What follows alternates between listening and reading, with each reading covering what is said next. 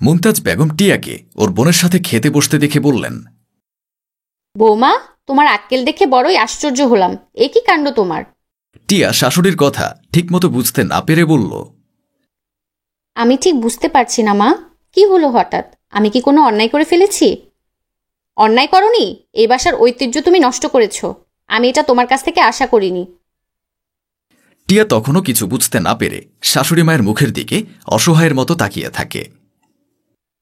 এই যে তুমি তোমার বোনকে নিয়ে সবার আগে খেতে বসে গেলে, সেটা কি অন্যায় নয়? আমি বিয়ে হয়ে এসে দেখেছি আমার শাশুড়ি শ্বশুরমশাইকে খেতে না দিয়ে কারো পাতে খাবার দিতেন না। আমিও গত 40 বছর ধরে তোমার শ্বশুরকে আগে খেতে না দিয়ে কারো পাতে ভাত দেইনি। আর তুমি কিনা বিয়ে হতে না হতেই সেই নিয়ম ভেঙে দিলে। শোনো বৌমা, বাড়ির যে কর্তা তার খাওয়া হয়ে তবেই একসাথে খেতে হবে। বাড়ির কর্তাদের যদি আগে খেতে না দেওয়া হয় তাহলে সংসারে লক্ষ্মী বেজার হয়। এরপর থেকে এই ভুল আর দ্বিতীয়বার করবে না। টিয়া মুখ আমতা আমতা করে শাশুড়ি মায়ের দিকে তাকালো, তারপর বলল, জি মা, আমি খেতে চাইনি। ছোট বোনের খিদে পেয়েছে তাই ওকে খেতে দিলাম। আর বোন জেদ ধরল আমাকে ছাড়া সে খাবে না, তাই ওর সাথে খেতে বসেছি। টিয়া খাবার টেবিল থেকে উঠে তখনই শাশুড়ির সামনে হাত ধুয়ে ফেলে। তাই দেখে শাশুড়ি চোখ বড় বড় করে বলে, এখন আর ঘটা করে হাত ধুয়ে ফেললে কেন? তোমার শ্বশুর এসে দেখতো কেমন বৌমা এনেছে, যে বাড়ির মুরব্বীদের সম্মান করতে জানে না, কাউকে খেতে না দিয়ে খেতে বসে পড়ে। হাত ধুয়ে ফেলার কোনো দরকার ছিল না। টিয়া চোখের জল ধরে রাখতে পারল না। শাশুড়ি তাই দেখে অবাক হয়ে বললেন, আমি কি এমন বললাম যে তোমার চোখে জল এসে গেল? বুঝতে পেরেছি, তুমি আমার ছেলেকে চোখের জল দেখাতে চাও, মা ছেলের মধ্যে ফাটল ধরাতে চাও। অবশ্য আমার ছেলেটা দুদিনেই তোমার যা আঁচল ধরা হয়েছে, তাতে যা বলবে বিশ্বাস করে নিবে। টিয়া খেয়াল করে ওর ছোট বোনটি তার দেখা দেখি হাত ধুয়ে দিদির মুখের দিকে তাকিয়ে আছে। টিয়া চোখের জল মুছে বলে, মা, সত্যি আমার ভুল হয়ে গেছে, আর কখনো এমন হবে না। রিয়া, তুই আয় আমার সাথে। এ নিয়ে টিয়ার শাশুড়ি পরে আর কোনো উচ্চবাক্য করেনি। ছুটির পর টিয়ার বাবা টিয়ার শ্বশুর বাড়ি এসেছে। সে সময় নিজের ঘরে খেতে দিয়ে টিয়া তার বাবাকে বলে, তোমাদের এত কষ্ট করার কি দরকার? এতেও তো ওনারা সন্তুষ্ট নন। তবে শুধু শুধুই কেন ঋণের তলে চাপা পড়ছো? এত মিষ্টি এত ফল কখনো আমার শ্বশুরবাড়িতে নিয়ে আসবে না। এত কিছু এনেও ওদের মন পাওয়া সম্ভব নয়। মেয়ের কথা শুনে হাসান সাহেব বললেন, এত বড় ঘরে তোর বিয়ে হয়েছে, তাদের একটা সম্মান আছে না মা? আমাদের না হয় একটু কষ্টই হলো, কিন্তু তুই তো সুখী হবি। টিয়া দীর্ঘশ্বাস ছেড়ে ভাবে, আর সুখ? এ বাড়িতে সে বউ হয়ে এসেছে নাকি চাকরানি হয়ে এসেছে, তাই তো সে এখনো বুঝতে পারেনি। প্রতি পদে পদে তার বাধা, তবুও একটুখানি সুখের আশায় চুপচাপ সব সহ্য করা যায় সে। হয়তো একদিন তারও দিন পাল্টাবে।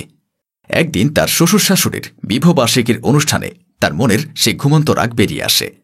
যথারীতি অনুষ্ঠান শেষে শাশুড়ি হুকুম করলেন, ছোট বউয়ের বাবা আর ভাই আমাদের সাথে ডাইনিং টেবিলে বসে একসঙ্গে খাবে।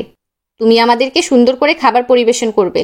দেখো বৌমা, কোনো উল্টোপাল্টা যেন না হয়, তবে কিন্তু আমাদের সম্মান নিয়ে টানাটানি শুরু হবে। জানোই তো, ওনারা সকলেই প্রায় সমাজের উচ্চ শ্রেণীর মানুষ। আমাদের খাওয়া দাওয়া হয়ে গেলে তুমি তোমার বাবা আর বোনের সাথে বসে খেয়ে নিও। টিয়া তার শাশুড়ির কথা শুনে মুখের উপর বলে, জানি তো মা, ছোট বউয়ের বাবা মা আত্মীয় স্বজনরা খুব বড় লোক, তাই তো আপনারা তাদেরকে নিয়ে একসঙ্গে বসে খেতে বসেন। কিন্তু আজ আমার শরীর ভালো নেই, আমি এখন ঘুমাতে যাব।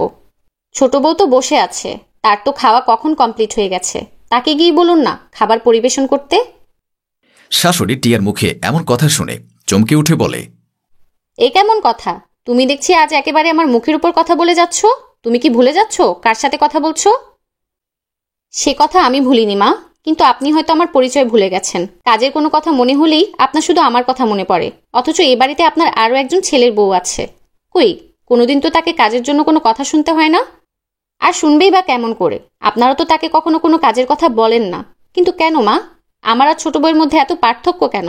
ওদের অনেক টাকা পয়সা বংশমর্যাদা, এর জন্য? কিন্তু আমরা দুজনেই তো আপনাদের দুই ছেলের বউ, অথচ একজনকে থাকতে হচ্ছে কাজের মেয়ের মতো আর অন্যজন রাজকন্যার মতো।